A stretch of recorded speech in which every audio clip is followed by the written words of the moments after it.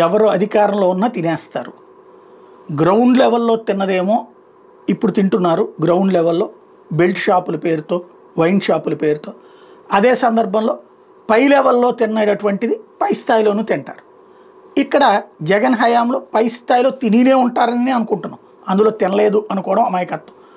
కమిషన్ల లెక్కను తీసుకుంటారు డిస్టిలరీ కంపెనీలు. అయితే డిస్టిలరీ కంపెనీలన్నీ వైఎస్ఆర్ కాంగ్రెస్ పార్టీ నాయకులే తీసుకున్నారు.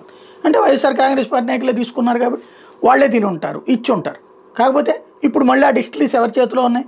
తెలుగుదేశం వాళ్ళకి చేతుల్లో ఉన్నాయి. వీళ్ళకి సంబంధించిన డిస్టిలరీలే వాళ్ళు ఆ టైంలో లీజుకి తీసుకున్నారు, లేదా బెదిరించి తీసుకుని ఉండొచ్చును కూడా. ఇప్పుడు అదే డిస్టిలరీలు మళ్ళీ ఈ ప్రభుత్వానికి మద్యం అమ్ముతున్నాయి. ఇప్పుడు ఆ మద్యం కంపెనీల తప్పు అయితే చర్య తీసుకోవాలి, లేదా లిక్కర్లో కుంభకోణం జరిగితే అరెస్ట్ చేయాలి, ఏదో ఒకటి చేద్దాం అనేటటువంటిది ఒక టీం అయితే వేశారు. కానీ సమస్య ఏంటంటే ఆధారాలు ఏమీ లేవు.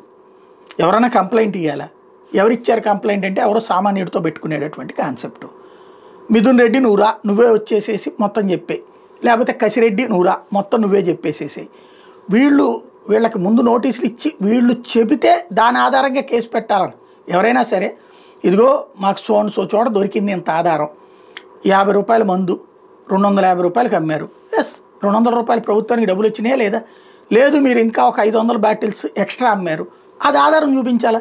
చూపెడితే ఆ సంబంధిత నేరస్తుడు, అదేమి జగన్ వచ్చి అమ్ముకోడు కదా, లేకపోతే మిథున్ రెడ్డి వచ్చి అమ్ముకోడు కదా, గ్రౌండ్ లెవెల్లో ఎవరు అమ్మారో వాళ్ళని అరెస్ట్ చేయాలి, వాళ్ళ దగ్గర నుంచి నివేదిక తీసుకోవాలా, వాళ్ళు చెప్పిన దాని ఆధారంగా ఆ పైకి వెళ్ళాలా.